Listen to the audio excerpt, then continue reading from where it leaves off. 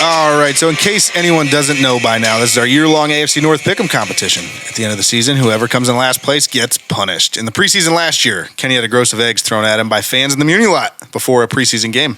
In the preseason this year, Kenny had his head and beard shaved clean off. It's a lot of hair donated. Thank you.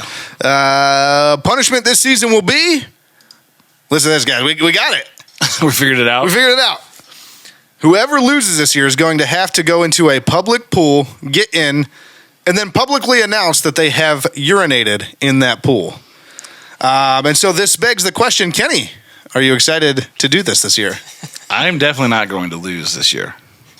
You're losing right now. I'm tied for second right now, so I'm not losing. You're technically in last place, though. I'm not technically in last place. You're both in last place. I'm in first place. You guys suck.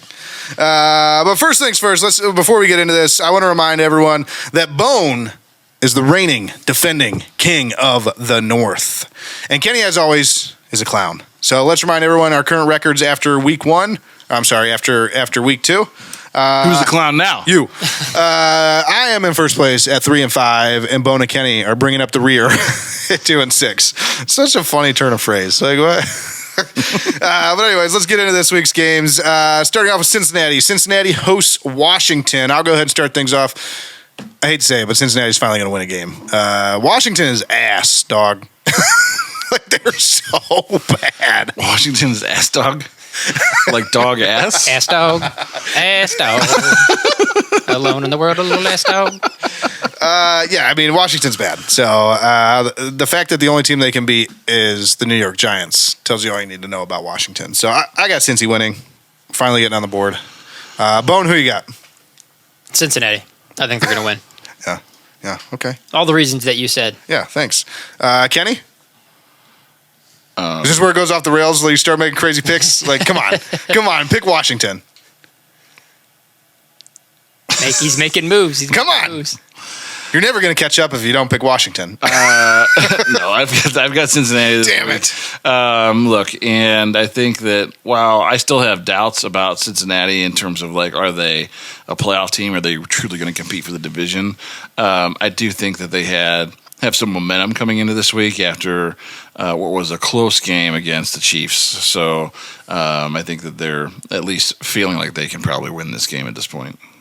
All right. I wish you would have picked Washington. I really do. And I saw it in your face. You wanted to. No, it was my note broke again, and I was trying to reset it because I didn't have my notes. All right, so next up, the Steelers host the Chargers. Bone, who you got? Oh, man. Chargers are playing pretty good right now. 2-0. J.K. Dobbins is a stud.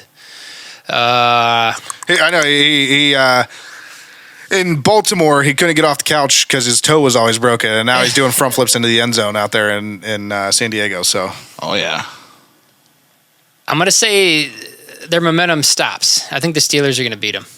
Oh, Steelers defense is good. It is good, but they also have not played anybody yet. Good point. But I like it. Going with the Steelers at home. Mike Tomlin team. Home game. Yeah, I'm going with the Steelers. Good call. Kenny? Yeah, I think the Steelers are fraudulent. I think they've played bad teams so far. The Chargers, at least to this point, are a good team.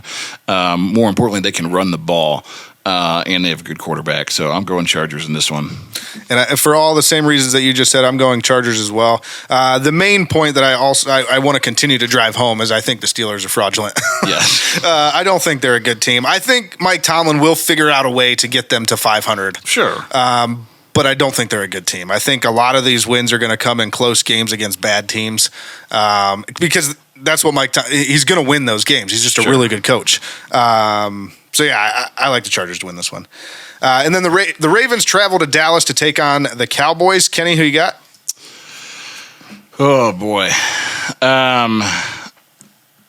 Look, I think Dallas is not as good as we thought they were after week one. But I have not been impressed by this Ravens team yet. I think it takes a superhuman performance from Lamar Jackson for them to beat basically anybody. They're in Dallas. Dallas is really coming off of a really ugly loss in week 2. I think that they're going to probably have all their I's dotted and T's crossed for this one. I'm going to go Dallas. Nice. Bone, who you got?